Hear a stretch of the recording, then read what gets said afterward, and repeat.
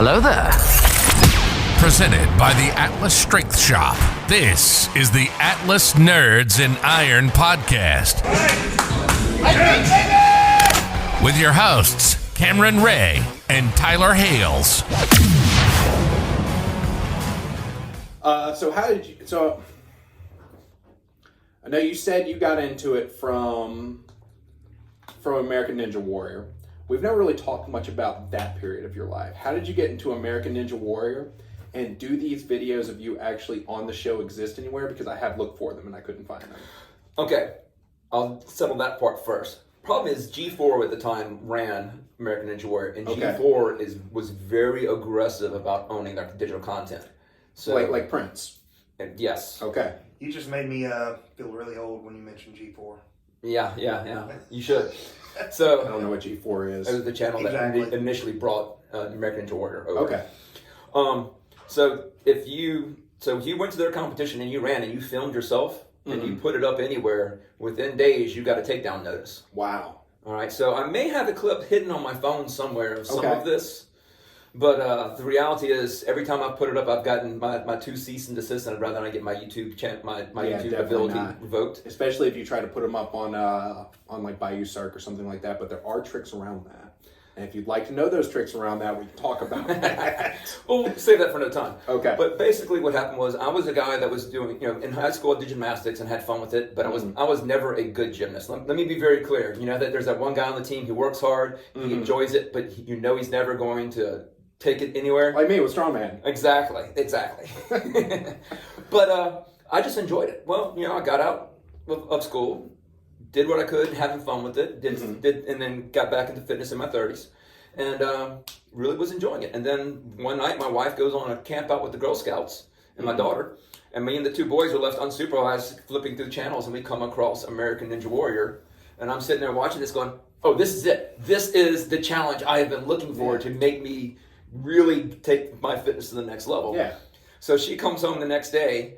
I'm sitting there doing push-ups, and I got both my boys on my back. And she's like, what is going on? Oh, I'm going to go do this extreme Ninja Warrior obstacle course thing, honey. It's great. She's like, oh, Lord. What happened?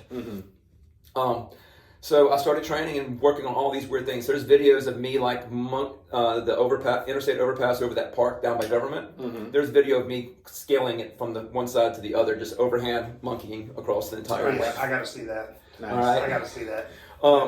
Just working on grip strength, working on body weight, working these different things, because you never know what the obstacle is. Yeah. Then I sent in my application. That year there was over 2,000, 3,000 applicants, and they took 300. Okay. All right, and I got to go. So over the 300 that competed that weekend, I placed like 83rd.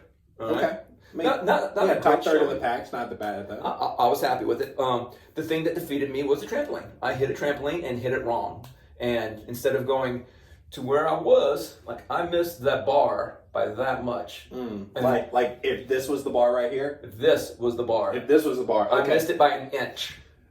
So my wife snaps this lovely picture of me, and it looks like I'm going to get it, because I look like Superman flying, and I start the descent into the water, 12 feet, sploosh, and there's that moment I was sitting in the water, I'm like, fuck, all right, let it go. This was an awesome journey. Let me get it back up and just enjoy this and get out the water. Great day. Season 3 I applied, didn't get in. Season 4 I applied, got in, and this is the first time I went to regionals. So. I went to Texas. In season 4, I managed to place 32 in my region. Oh, nice. Which wasn't good enough to go on to the second round, but it was good enough to be the second alternate. So I had to sit around all week and watch everybody else get ready for the thing. And that's annoying. It is. You don't know whether you should be peaking or drinking. Right. At that point. Yeah.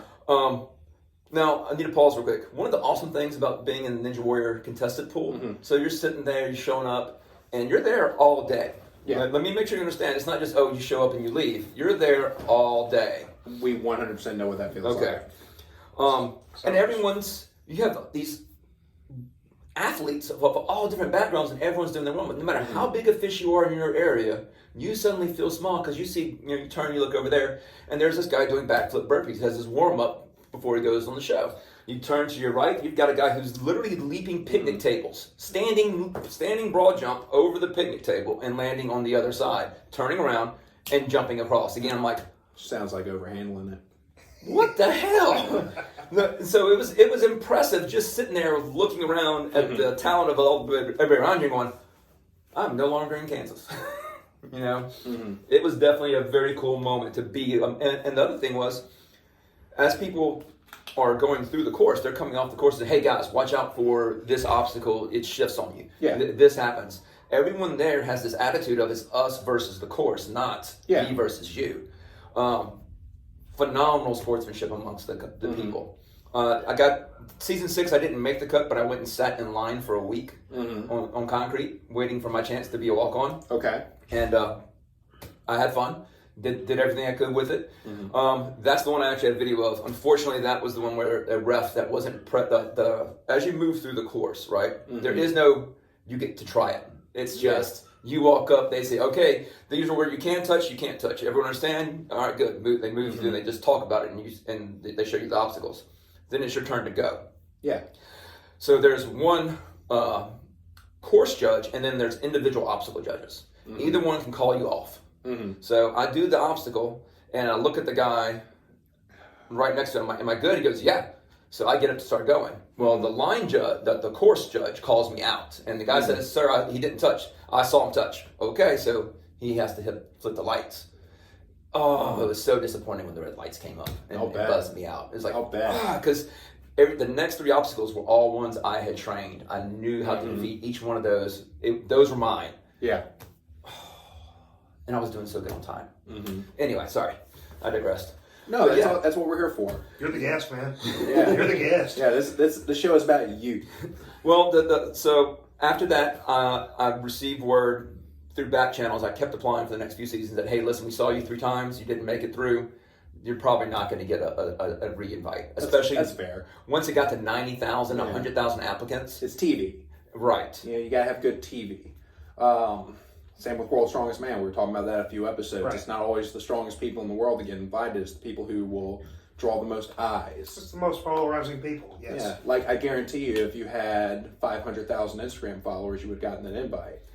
Also true. Yeah, so that's the way television works. I'm wearing a Robert Ober shirt. Everybody knows that Robert stays injured, and he's just okay. Has he ever podiumed?